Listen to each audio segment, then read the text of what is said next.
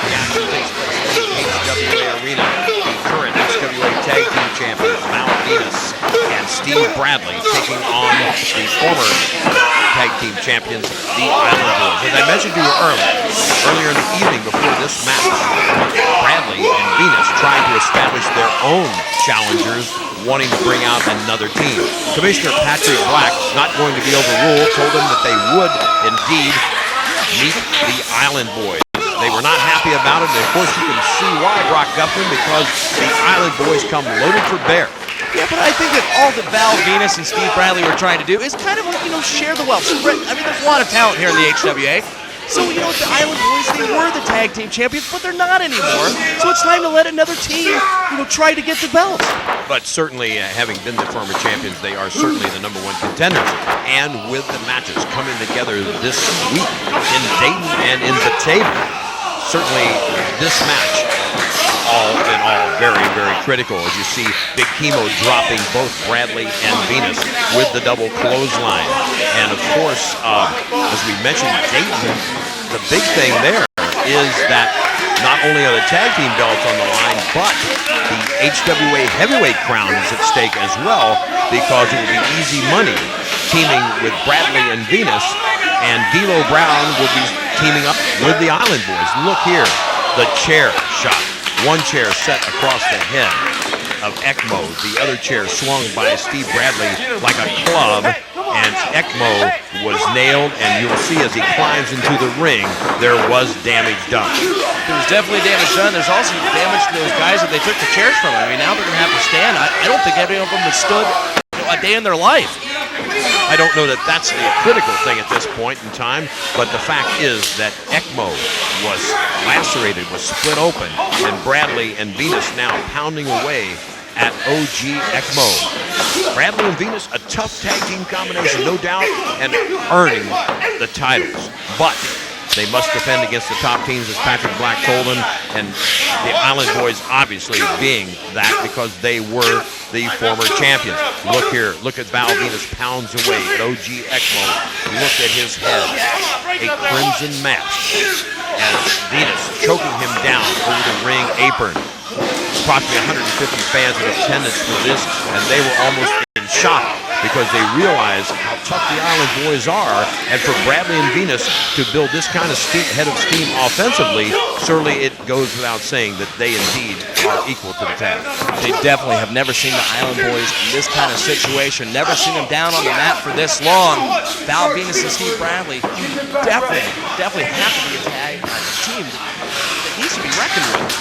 Certainly, you're absolutely right. We've talked on the show today about the cruiserweight division, about the heavyweight division, about how both are very deep in talent. But we've elected to talk about the tag team division, which obviously you're seeing the two teams in action here. Bradley with a neck breaker, a spinning neck breaker, almost gets, but look, ECMO, bleeding as he is able to throw Bradley 2 or 3 feet in the air and pitch him off. Powerful men, the Island Boys, and of course the way to beat them is not try to overpower them, but to out-finesse them and try to wear them down. And of course that's what Val Venis is doing currently as he goes for the snap suplex here, and that is 360 pounds that he's taken to the sky and snapping back into that suplex position.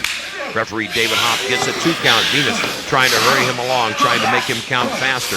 But as you're going to see later on, Brock Guffman, as you already know, having been in the arena that night, is that once the Island Boys had turned him out, Easy Money takes to the ring.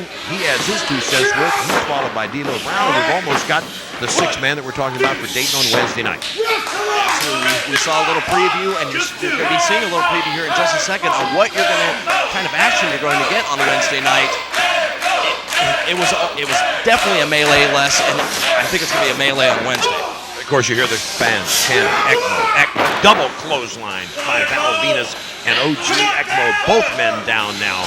Venis himself in tremendous shape, but at 240, 110 to 20 pounds lighter than his opponent, which has to be frightening. And of course, Chemo, the anchor man for the Island Boys, at about 420.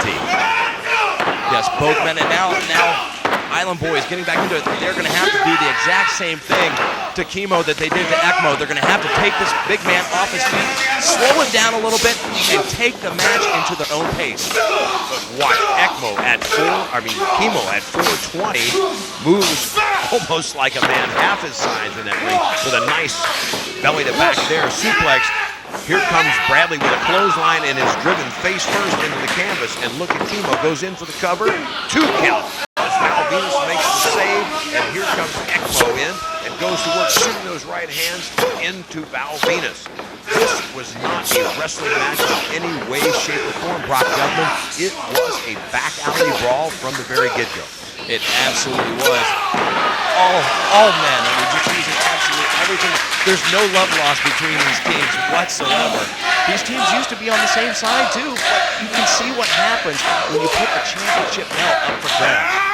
Of course, I'm going to tell you, having wrestled a lot of tag teams myself in my career, with a team like ECMO and Chemo, you have to keep moving. You have to wear them down because, power-wise, you cannot match them. You cannot top them.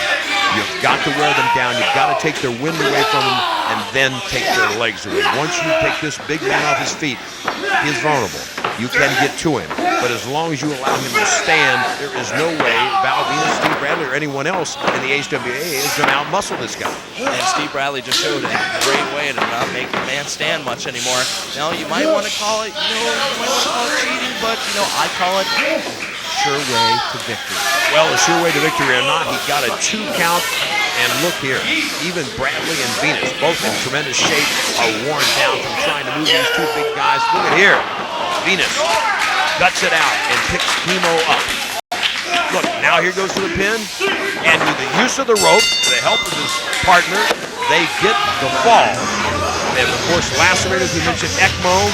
But now the match is over. But watch what happens. As these guys try to get their belts and head for the locker room, Chemo and ECMO come up, squaring off with him and wanting to do battle still. And once Chemo and ECMO have their backs turned away from the entrance to the arena, you're going to see a very familiar figure, and that will be the HWA Heavyweight Champion, Easy Money, come on the scene, and look what he's going to have in his hand. It's going to be a fire extinguisher, Brock. Well, all basically Easy Money is saying is this Wednesday night, he's going to do absolutely anything it takes to take the legs out of the Island Boys. And of course, this Wednesday night is all going to come to a head. These 6 men are going to do battle in Dayton's Montgomery County Coliseum at the fairgrounds. You won't want to miss it.